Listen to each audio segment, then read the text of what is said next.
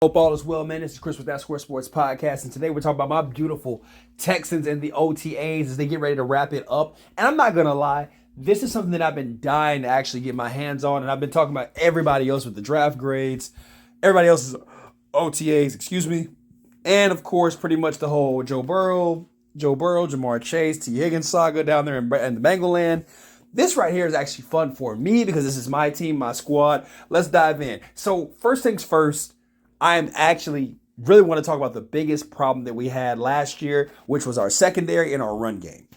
In the OTAs, Joe Mixon, obviously, with the no-look pass from C.J. Stroud, looking like, oh my gosh, looking so fly. It was a great thing. I should snap it if I don't get copyrighted, but I might not do that, actually. However, you can definitely find this video on YouTube. It's super easy to look at. But I'm just saying, this run game is about to be something nice. Now, I do have some things where I'm going to talk about Dameon Pierce as our backup running back now, pretty much out of Joe Mixon.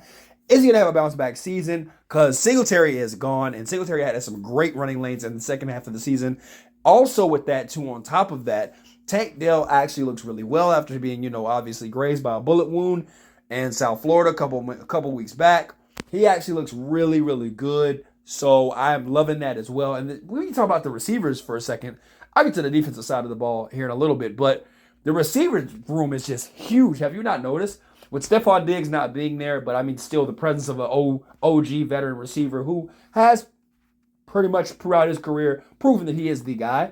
You got Nico Collins, who is probably going to be our solid number one. Tank Dell, who's going to be our solid number 2, 3, depends on how you want to play it. But then you start getting into the meat and potatoes of pretty much of the roster, where I perfectly think John Mechie finally coming off of the cancer, coming off the ACL, so many injuries, finally looks like he's actually 100% healthy and fun to watch and look at. So that is something that I'm very excited about this season. Then also on top of that, my favorite pick that we got last year in the later rounds, Weapon X, Xavier Hutchinson out of Iowa State. Finally, we're going to see what he can do with his big frame. I really like him a lot. I'm all ears perked up on this guy.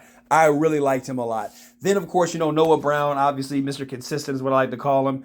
And, of course, you got, Robert Woods, who's an OG. He's a little bit older and banged up, but I understand if we have to cut one of them, it is what it is. This receiving room is big, even to the tight end room as well, with Brelvin Jordan, Dalton Schultz, and of course, now adding in Stover as well, which is C.J. Stroud's old college teammate and one of his favorite targets. That is even more impeccable offense. So the offensive side of the ball looks really great. And then offensive line, Tunsil's going to be there. Titus Howard's going to be there. Then we got, of course, Kenyon Green getting comfortable back where he belongs in that left guard position. We did draft him in the first round a couple of years back. He has not been 100% healthy. So he finally looks like this offense looks as if it could finally get its all bearing straight. Now, mind you, if you guys are wondering, last year we were already a great team. We already had all these pieces. Actually, no, we were actually really a subpar team when it came to it. And we couldn't really, obviously expand on the offense like we needed to towards the end of the season when we started getting our players back. So this is where I'm actually happy that we have the depth when it comes to the offense. And I know it's OTAs, granted, it's against nobodies, you know what I mean? So I understand that it's non-contact and it's voluntary. So I'm maybe I'm overhyping it, but I do like the vision that they have. Now let's hop to the defensive side of the ball. First things first, Jeff Okudah obviously was picked, in the first round a couple of years back by the Lions. Had a few bit of a journeys, but man, he looked really well. I know he's going against, obviously Casper and the Friendly Ghost Squad when it comes to, the core of non-touching in the OTAs, but Jeff Okudah seems to be the solid number 2 cornerback for the Texans. And, of course, Derek Stingley's probably going to take a huger step here this year. Obviously, I think last year he did a great job. Peachtree as well. Jimmy Ward is still there. Got another safety, Kellen Bullock. Oh, man, that's a dog right there at the USC. Kamari Lassiter is probably going to be the solid nickel corner who's going to be there as well. He looks really good too, guys. I'm not going to lie about that. So everybody looks like they know what they're doing and they're ready for this big leap and jump as the Texans are now seen to be the hunted. No longer are they the hunters in this division now. So I am very, very pleased to look at the results of this squad, this team, this roster. And I don't know who's going to make the 53-man roster. I really don't. A lot of people might be on the practice squad that actually could be legit starters somewhere else. Well, I ain't going to say starters. That's It's a bit too much gas, too much premium. Maybe just a very well fit for other destinations for other teams. I'll say that. So you guys definitely let me know in the comments where you guys feel that the Texans obviously have perfected. Defensive line, obviously, with Hunter and, of course, my boy, excuse me, my mind went blank. My boy, dang, I can't even get his name out. God dang it.